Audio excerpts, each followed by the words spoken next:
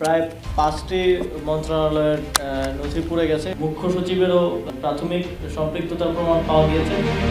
বুধবার গভীর রাতে সচিবালয়ে ভয়াবহ অগ্নিকাণ্ডের ঘটনা ঘটে, যা ছড়িয়ে পড়ে এক মাথা থেকে আরেক মাথায়। রাত প্রায় 2টার দিকে আগুন লাগার পর ফায়ার সার্ভিসের 19টি ইউনিট প্রায় 10 ঘন্টা চেষ্টা করে আগুন নেভাতে সক্ষম হয়। ততক্ষণে সচিবালয়ের বহুতল ভবনের অন্তত 4টি তলায় থাকা 5টির বেশি মন্ত্রণালয়ের গুরুত্বপূর্ণ নথি, চেয়ার টেবিল, এসি, কম্পিউটার ও অন্যান্য আসবাবপত্র পুড়ে গেছে। তবে কতটা পুড়েছে তা তদন্ত কমিটি কাজ গুছিয়ে আনার পরই সুস্পষ্ট হবে। এখন প্রশ্ন উঠেছে, কিভাবে ঘটল এই অগ্নিকাণ্ডের ঘটনা? এটা কি পরিকল্পিত কোনো ঘটনা?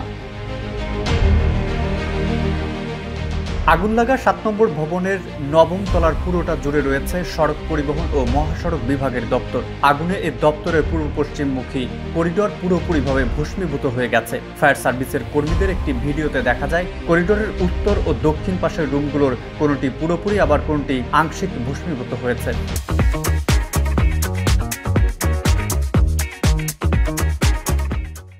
তবে করিডোরের সিলিং ও দুই পাশের সাজসজ্জা ধ্বংস হওয়ায় তা হাঁটা চলার অনুপযোগী হয়ে গেছে। সড়ক পরিবহন ও মহাসড়ক বিভাগের একজন কর্মকর্তা বলেন, আগুন লাগার পর তাদের কেউ মন্ত্রণালয়ে ঢোকার অনুমতি পাননি।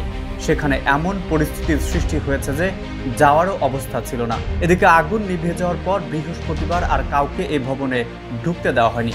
তদন্ত কমিটির সদস্যদের পাশাপাশি উপদেষ্টাদের কয়েকজন অল্প কিছুটা ঘুরে দেখেছেন। ভবনের 8ম তলার পূর্ব অংশে রয়েছে সড়ক পরিবহন ও মহাসড়ক বিভাগের কয়েকটি দপ্তর। আরও রয়েছে অর্থ মন্ত্রণালয়, স্থানীয় সরকার, পল্লী উন্নয়ন ও সমবায় মন্ত্রণালয়ের দপ্তর।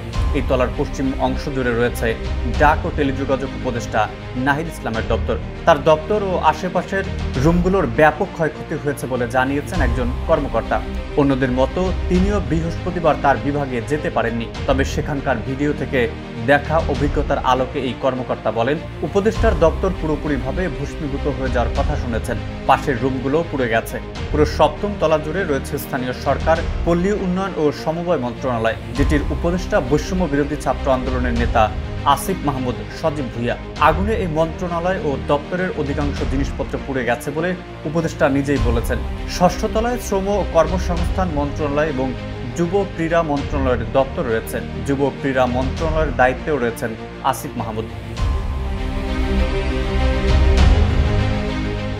অগ্নিকাণ্ডে ঘটনা নিয়ে সাংবাদিকদের সাথে কথা বলেছেন উপদেষ্টারা। কয়েকটা মন্ত্রণালয়ের নথি পুড়েছে এবং পুড়ে যাওয়া নথিপত্র পুনরুদ্ধার করা সম্ভব হবে কিনা জানতে চাইলে স্থানীয় সরকার ও সমবায় এবং যুব ও ক্রীড়া উপদেষ্টা আসিফ মাহমুদ সজীব ভুইয়া বলেন, প্রায় 5টি মন্ত্রণালয়ের নথি পুড়ে গেছে। ডাক ও টেলিযোগাযোগ বিভাগ আংশিকভাবে ক্ষতিগ্রস্ত হয়েছে। শ্রম কর্মসংস্থান মন্ত্রণালয় ক্ষতিগ্রস্ত হয়েছে। যুব ক্রীড়া, স্থানীয় সরকার, পল্লী উন্নয়ন ও সমবায় মন্ত্রণালয়, সড়ক ও জনপথ বিভাগও ক্ষতিগ্রস্ত হয়েছে। এর মধ্যে যুব ও ক্রীড়া মন্ত্রণালয়ের নথি কার্যক্রম অনলাইনে থাকার কারণে আমরা উদ্ধার করতে পারব।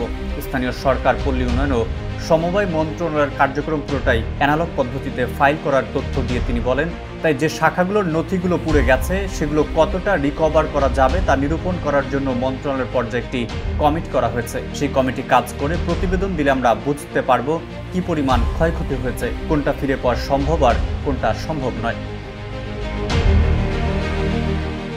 সাংবাদিকদের সাথে কথা বলার সময় উপদেষ্টা আসিফ মাহমুদ জানান, স্থানীয় সরকার বিভাগে আমি দায়িত্ব নেওয়ার পর আমরা কিছু অর্থনৈতিক অসঙ্গতি লক্ষ্য করেছি। পিরোজপুর জেলায় বিভিন্ন প্রকল্পের যে বরাদ্দ দেওয়া হতো সেখানকার পিডি সহ সেখানকার সংশ্লিষ্টদের মধ্যে আমরা অর্থ লোপাটের একটি প্রাথমিক প্রমাণ পেয়েছি। এর সাথে সাবেক মুখ্য সচিবের জড়িত থাকার প্রাথমিক প্রমাণ পাওয়া গিয়েছে। সেটার বিস্তারিত তদন্ত এখনো চলমান। যেহেতু এই অর্থ লোপাটের ঘটনা পিরোজপুরে ঘটেছে, তাই আমরা সেখান থেকে ফাইলগুলো উদ্ধার করতে পারবো। এখন আমাদের তদন্ত কর্মকর্তারা পিরোজপুরে অবস্থান করছেন। এদিকে অগ্নিকাণ্ডের ঘটনার বিষয়ে ফায়ার সার্ভিস জানিয়েছে, ভবনটির 6ষ্ঠ, 7ম, 8ম এবং 9ম এই 4 তলা আগুনে ক্ষতিগ্রস্ত হয়েছে। এর মধ্যে 8ম ও 9ম তলায় ক্ষতি হয়েছে বেশি। সেখানকার অধিকাংশ নথি পুড়ে গেছে।